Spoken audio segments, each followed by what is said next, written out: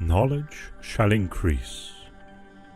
The Bible is a book full of prophets, and if you look from the book of Genesis right through the book of Revelation, you will struggle to find a prophet like Daniel.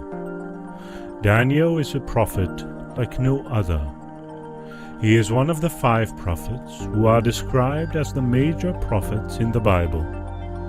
He is a prophet that God raised up while the children of Israel were in captivity in Babylon. God revealed strange and unusual things to Daniel. Strange and unusual things that we can see happen in our world today. Today we are going to focus on Daniel 12, verse 4. Let the Bible record speak. Daniel 12, verse 1 to 4. And at that time shall Michael stand up, the great prince, which standeth for the children of thy people.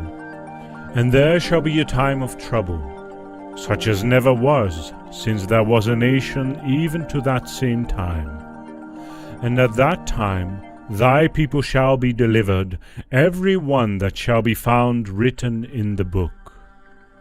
And many of them that sleep in the dust of the earth shall awake, some to everlasting life, and some to shame and everlasting contempt. And they that be wise shall shine as the brightness of the firmament, and they that turn many to righteousness as the stars forever and ever. But thou, O Daniel, shut up the words and seal the book, even to the time of the end. Many shall run to and fro, and knowledge shall be increased. There are different explanations given by Bible commentaries for Daniel 12 verse 4, and all seem to have some validity. All the interpretations have extremely valid points. The purpose of this sermon is to present the 2 major interpretations and then leave you to reach your own conclusion as to which one you agree with most. The first interpretation is that people will travel in the end time with more sophisticated technology, such as using jets, buses, trains, or the ship. There would be different means of transportation that would be fast. People will use these to move from one place to another, and an increase in knowledge signifies technology growing. Realizing that the context refers to the time of, or close to, the Great Tribulation, verse 1, and the first interpretation of this verse is that there will be a general increase in the knowledge of mankind. In other words, there will be an explosion of knowledge. This belief argues that the phrase, "Many shall run to and fro, and knowledge shall be increased," refers to the unique worldwide travel in the end time, with cars, buses, trains, rockets, and airplanes, as well as the increase of physical knowledge. This view is believable particularly if you look at the rate in which the world's knowledge is evolving. According to Moore's law, every 18 months, computer processing speeds double. The world is changing at an astronomical pace. 30 years ago, you would not even be able to listen to me right now. There were no smartphones. Listen to this paraphrased quote from Big Think. For the vast majority of human existence, it was safe to assume that the world in which you died would look pretty much the same as the one in which you were born. But that is no longer the case, says futurist Ray Kurzweil. We won't experience 100 years of progress in the 21st century. It will be more like 20,000 years of progress at today's rate, wrote Kurzweil. Just think about how much things have changed in the last 20 years. wireless internet, smartphones, social media, and then try to imagine how vastly different things will be in 2031 or even 2100.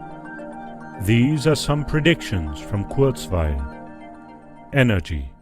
Solar power, which relies on nanotechnology, will be cheap enough and powerful enough to power the entire world within 20 years, says Kurzweil.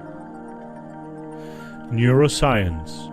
Projects to reverse engineer the brain will construct a full synthetic model by 2029, says Kurzweil, giving us greater insight into how the brain thinks. Genetics. Within 10 years, we will all have digital copies of our genome, leading to medical therapies that are personalized to our individual genetic makeup. Nanotechnology.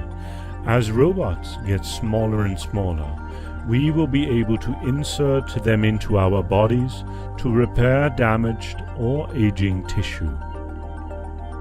These are just some predictions, but look at some facts about technology increasing. For thousands of years, the number one mode of transportation was horseback, but now we can send people into space. There are even private companies taking people to space, as if it is just taking someone to a different city. Look at the increase in knowledge. The smartphone you have in your hand is staggeringly more powerful than the computers they had 50 years ago.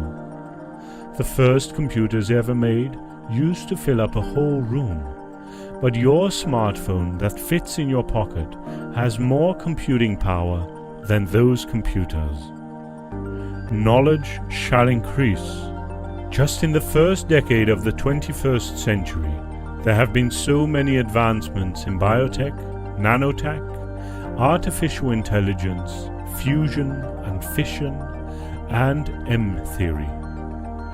Knowledge is increasing, ladies and gentlemen. God created the human mind, which is so unique to his other creations. Just look at how different our world is in comparison to 200 years ago. The second interpretation is supported by commentaries and Bible school who hold the position that Daniel 12 verse 4 is not referencing travel and physical knowledge, but is actually referencing the search of the scriptures and the gaining of spiritual knowledge. This view holds the perspective that people will go to and fro in the scriptures, searching them continuously to see whether the things are so, and as a result, there will be increase in knowledge. The Jamieson Fausset Brown Bible commentary agrees with this perspective and states that the phrase "run to and fro," found in Daniel 12 verse 4, is not referring to the modern rapidity of transportation as some think, nor is it referring to Christian missionaries going about to preach the gospel to the world at large, which the context scarcely admits. But, whereas now but few care for this prophecy of God, at the time of the end, that is, near its fulfillment, many shall run to and fro, that is, scrutinizing the scripture, running through every page. It is thereby that the knowledge, namely, of God's purposes as revealed in prophecy, shall be increased. This is probably now being fulfilled. The Jamieson Fausset Brown Bible commentary is not the only commentary that holds this perspective. There are a range of other Bible commentaries who interpret to and fro to mean running one's eyes to and fro over the pages of the Holy Bible. For instance, the Ellicott's commentary for English readers states that the phrase "many shall run to and fro," that the verb "to run" is used in Jeremiah 5 verse 1 of searching after knowledge. In this sense, it is used of the eyes of the Lord, Zechariah 4 verse 10. In the same sense, it is used in this verse. Many will anxiously search in this book for knowledge of the manner of God's dealings with his people, and will derive comfort and understanding therefrom.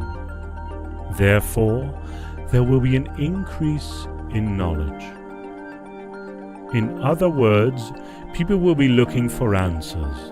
People will want to know more about the things to come. People will desire to find answers and know what will happen in the future. They will want to know about the end time. And as a result, people will begin to understand more and more about the Bible. Between the two interpretations of Daniel 12 verse 4 that I have detailed, which one do you agree with more?